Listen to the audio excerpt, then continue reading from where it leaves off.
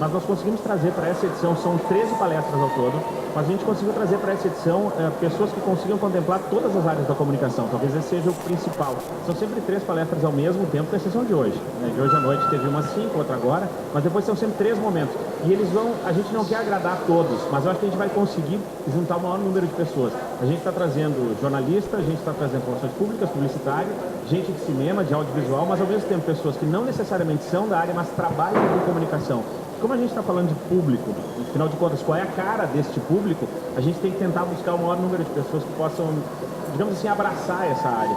E a gente está conseguindo fechar, eu acho que nas manhãs e nas noites, os horários das palestras, pegar o máximo de gente possível. E à tarde, nas oficinas, sim, isso tem sido um sucesso absoluto, né? O pessoal vem do mercado, da oficina e maravilha sempre. Eu estava ouvindo ali o comecinho da palestra, não é palestra, do bate-papo ali, e o Jaime Monjardim falou que para nós, assim, que acompanhamos e somos, né, do meio, é redundante, mas assim, a TV de massa não sabe, parece, falar com o público jovem, não conseguiu se conectar. Eu não sei se em função dessa mudança, essa velocidade, né, a própria MTV está sempre correndo atrás, assim, porque o que acontece? Qual é a dificuldade? Vocês poderiam falar um pouquinho? Eu acho que, assim, falávamos hoje na nossa oficina, né, que é uma oficina focada em direção e produção. Então, o diretor é o grande condutor, né, como se ele tivesse um grande ônibus, né, com multilugares, e ele precisa levar o público, né, e levar a mensagem do roteirista, enfim, das pessoas que fazem aquela comunicação para aquele público determinado. O grande vilão disso tudo se chama Zap. Tá? É quando você chega lá e começa a fazer a edição no ar.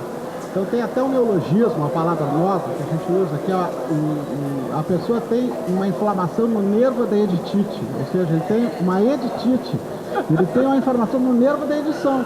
Então ela começa a editar no ar. E é rápido, e geralmente é uma edição rápida, e é rápido. Então nem a MTV consegue, nem outras edições. O grande segredo aí para o telespectador é ficar no canal que lhe diz respeito, onde ele se enxerga. E é isso que os produtores, os criadores de televisão devem fazer. Então, às vezes você tem lá hip-hop, instrumento, pesquisa, isso estava na palestra há pouco, né? Todos os instrumentos tecnológicos e metodológicos, enfim, para auferir o que o telespectador quer, e ele vai lá e tira do canal. Né? E é preocupante para a gente que é profissional como manter o canal, esse canal. Então, eu acho que o grande segredo para a gente atingir isso é formatar o conteúdo para aquele público, e principalmente no feedback, no retorno interativo que ele tem com a emissora e com o apresentador. Acho que no evento hoje nós conseguimos de alguma forma fazer algumas transformações pensando no nosso público. Normalmente se pensa numa palestra que é alguém falando e alguém na plateia assistindo. O João Moreira Salles, que é documentarista e criador da revista Piauí, ele dizia que o que define um documentário não é o tema, mas o formato, o tratamento. Pois bem, hoje na palestra que eles estavam fazendo, tinha a participação do público, a plateia fazendo perguntas, de repente começam a chegar perguntas via Twitter. Por quê? Porque a palestra estava sendo transmitida pela internet e tinha gente em vários estados brasileiros e aqui no Rio Grande do Sul assistindo a palestra pela internet e mandando via Twitter perguntas. E inclusive por telefone também, tinha uma pessoa em São Paulo assistindo a palestra, ligou, fez uma pergunta e o pessoal nos encaminhou. Quer dizer, a própria palestra dentro de uma universidade, que em princípio poderia ter uma configuração tradicional, há 500 anos é alguém falando e alguém na plateia ouvindo e depois perguntando. Não, numa faculdade de comunicação, o próprio formato de uma palestra nós já começamos a tensioná-lo, a transformá-lo. E claro, isso tudo motivado principalmente pelo nosso aluno, que perguntava antes como se comunicar com o público. Talvez uma boa possibilidade de fazer uma palestra para um público é pensar não só no auditório, que estava lotado, com gente sentada pelo chão, mas também pensar nas possibilidades que as ferramentas digitais hoje nos permitem. Eu acho que, complementando, né, o próprio jovem, e essa talvez seja a principal dificuldade, ele já é acostumado à distância nessa comunicação, a ideia de um outro espaço, comunicação virtual ocorre numa outra dimensão, e também a tomar decisões, né? Que isso sim é a mudança, talvez, em relação à própria audiência. Hoje nós temos uma audiência e o público jovem vai ter cada vez mais essa característica, acostumado a decidir e não somente a receber. Então essa é a evolução do Zapping, né? Então ele vai interagindo. Isso é completamente diferente. A interação total. E o conceito vem da convergência, né? Total. Hoje é inconcebível, né, que a gente não tenha uma internet ligada, um rádio, a TV, né, tudo junto ao mesmo no mesmo tempo, ambiente. claro. E no mesmo gabinete, ou seja, você está antes a TV, que era a rainha do lado, né, que a gente Já era, já né? era. Tinha os vizinhos, né, assistia a novela, porque era caro, porque era isso aqui. Não, hoje não. Hoje a gente tem o mesmo ser humano como um povo manejando vários instrumentos convergentes. Estão todos complementares. dentro de um só, né? Porque o cara já faz tudo, inclusive que Isso já é um tem grande desafio, né, Kátia? Porque É.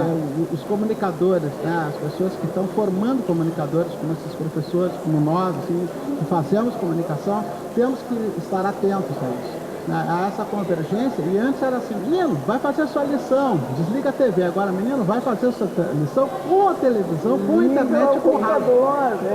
Tá tudo ali, Exatamente. Mas fala, Fábio. Não, e só com isso que o Vitor falava também tem uma coisa interessante. Às vezes a gente pode olhar e dizer, puxa, mas os auditórios estão cada vez menores, estão cheios, mas são cada vez menores. São de 200 lugares, 250 lugares. Aqui nós temos um de 2.000. Mas é que o SET ele tem feito uma experiência já há 2 anos, esse é o terceiro, de levar ele para fora desses auditórios. E esse ano, talvez o grande acréscimo é o Twitter, saber usar a ferramenta da forma correta. E o legal é que, por sermos uma faculdade, por estudarmos isso, a gente está tentando encontrar qual é a melhor maneira. Que não é só aquele negócio de começar a jogar bomba na cabeça de todo mundo, porque vai chegar um determinado momento que o cara vai cansar e vai dizer, não faço, não é o que eu quero. Então a gente usa isso também como uma ferramenta, a gente estuda essa ferramenta para que a gurizada consiga chegar na rua, digamos assim, não pronto, mas o máximo possível abastecido com quantidade enorme de possibilidades de poder levar isso adiante. Então a gente também usa isso como um laboratório para tentar descobrir novas maneiras de levar isso adiante, né? Não, tá certo. Falando nisso, eu queria lembrar que a gente também tem o Twitter, que é o Camarote, né? Twitter/Camarote, TV Com tudo junto. E vocês podem participar fazendo perguntas, assistindo o programa, ou pela TV ou pela internet, porque também vai pela internet. Não tem como fugir disso, né? Agora tá ali na tela o nosso Twitter, fiquem à vontade de vocês, entrem, sintam-se em casa, né? Mas, enfim, aonde isso tudo vai dar não se sabe, mas que estamos no meio de uma revolução, isso é certo, né? E agora os apocalípticos já declaram o fim do jornal, o fim da TV, o fim do não sei o quê.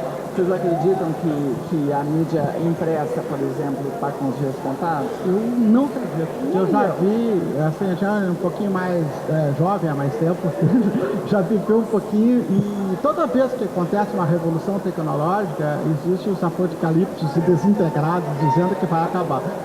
Não vai acabar, vai aprimorar, vai segmentar, ou seja, o jornal vai ficar mais crítico, mais analítico, mais opinativo. É lá que a gente vai conseguir suitar as matérias, ver as fotos que não viu, e a internet vai ter essa velocidade assombrante que tem hoje. Quer dizer, você está na rua, você tem repórter cidadão, você entra no meio de qualquer lugar, um celular, seja lá o que for, né? Então eu acho que assim, cada veículo desses tem a sua função no universo, tá? Só que ele precisa achar o nicho. Claro. Não adianta ser, né, profundo, prolixo. Atirar em todas as direções. Não, De tem jeito que nenhum. focar, Aí né? num meio que vai estar correndo. Então tá. Bom, eu queria agradecer mais uma vez por nos receberem aqui. Toa, Werneck, Magda, Fábio, muito obrigada. Então esse é o Camarote, hoje aqui do SET Universitário, com